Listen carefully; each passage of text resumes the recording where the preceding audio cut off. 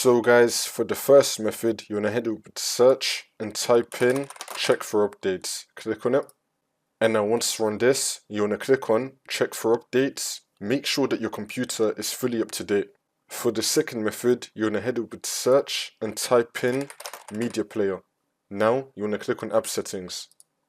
And now once you're on this, you want to scroll down and then click on terminate. Now you want to click on reset and then click on reset again. You want to reset Windows Media Player. If that's still not working, then for the last method, we're going to scroll down and then click on uninstall and then click on uninstall again.